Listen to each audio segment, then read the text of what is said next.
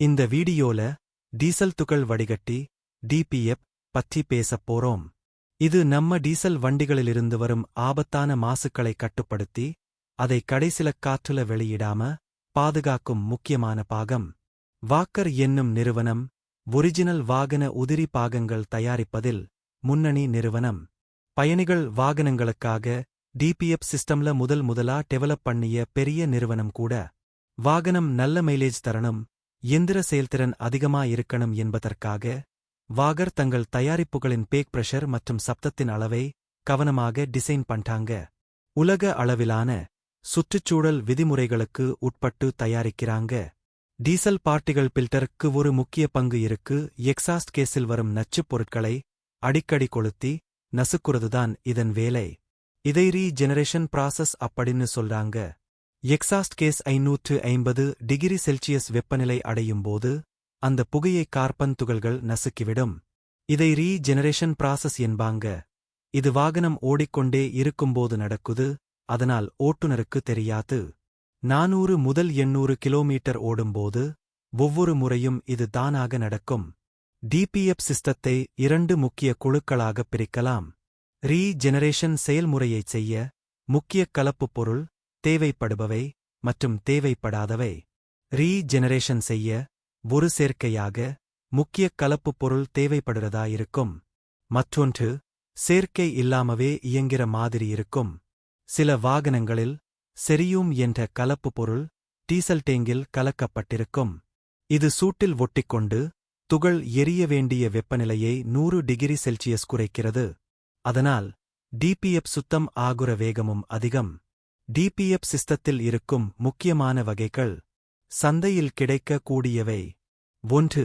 கேட்டலைடிக் converter மற்றும் DBA தனித்தனியாக பிரிக்க கூடிய வகையில் இருக்கும். 2. கேட்டிலைட் கன்வெர்ட்டர் மற்றும் டிபிஏ இரண்டும் ஒரே ஹோல்சிங்கில் இருக்கும். 3. டிபிஏக்கு மிகத் தொலைவில் மேனிபோல்ட்டுக்கு அருகில் கேட்டலைடிக் கன்வெர்ட்டர் மற்றும் கோட்டட் பில்டர்ஸ் பொருத்தப்பட்டிருக்கும். 4. ஒரே யூனிட்டில் டிபிஏ, கேட்டலைடிக் கன்வெர்ட்டர், கோட்டட் பில்டர்ஸ் பொருத்தப்பட்டு இருக்கும். இந்த யூனிட் எக்ஸாஸ்ட் மேனுபோல்ட்டில் பொருத்தப்பட்டிருக்கும். அதிக வெப்பம்னா எளிதா ரீஜெனரேஷன் செய்ய உதவும். டிபிஏக்கு சில பிரச்சினைகள் வந்தா டேஷ் போர்ட்டுல ஒரு வார்னிங் லைட் எரியும். நகரங்களில் மட்டும் வாகனம் ஓட்டினா அல்லது என்ஜின் குளிர்ச்சியாக இருந்தால் முழுமையாக ரீஜெனரேஷன் ஆகாது. இது ஓட்டுநருக்கு ரீஜெனரேஷனை முடிக்க வேண்டும் என்பதை தெரிவிக்கும். சில நேரங்களில் 30 கிராம் புகைக்கரி சேர்ந்துவிட்டால் டேஷ் போர்ட்டுல வார்னிங் லைட் எரியும். 80 கிலோமீட்டர் வேகத்தில் 30 நிமிஷம் ஓட்டினா ரீஜெனரேஷன் ப்ராசஸ் ஆகிவிடும்.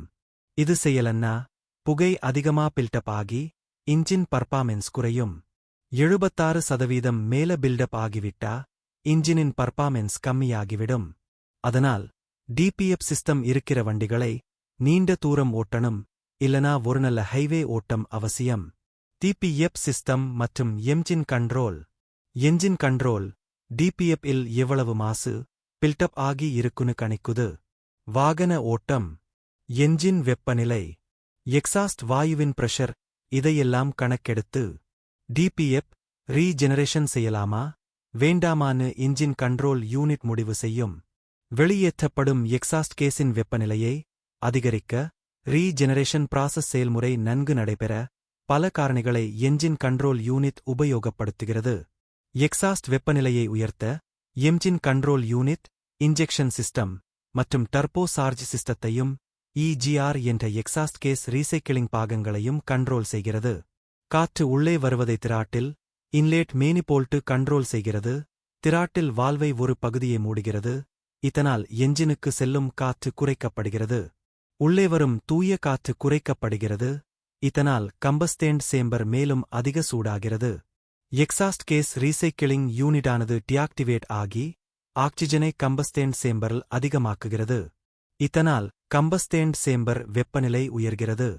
இப்படியாக பல்வேறு முறைகளை இன்ஜின் கண்ட்ரோல் யூனிட் செய்து டிபிஎப்க்கு வரும் எக்ஸாஸ்ட் வாயுவின் வெப்பநிலையை அதிகரிக்க செய்கிறது. கேட்டிலைட் கன்வெர்ட்டர் உள்ளே இருக்கும் ஹைட்ரோ கார்பன் ஆக்சைடு மிக அதிகமான வெப்பத்தை ஏற்படுத்துகிறது. இந்த உஷ்ணம் துகள்களை எரித்து விடுகிறது. இவ்வளவு விஷயங்களை சரியாக வைத்தால்தான் டிபிஎப் சிஸ்டம் நன்றாக வேலை செய்யும். இதை சரியாக பராமரிக்கலென்னா என்ஜின் பர்ஃபார்மன்ஸ் குறையும், மைலேஜ் குறையும், இறுதியில் வண்டி சரியாக ஓடாம மக்கார் செய்யும். இந்த வீடியோவில் டிபிஎப்-ஐ பற்றி தெரிந்து கொண்டீர்கள் என நம்புகிறேன். டிபிஏ-இன் பராமரிப்பு மற்றும் ரீகண்டிஷன் செய்வது எப்படி என்பதை அடுத்த வீடியோவில் பார்க்கலாம். வீடியோவில் சொல்லப்பட்ட விஷயங்கள் உங்களுக்கு பிடித்திருந்தால் கமெண்ட் தெரிவிக்கவும், லைக் செய்யவும், ஷேர் செய்யவும், சப்ஸ்கிரைப் செய்யவும்.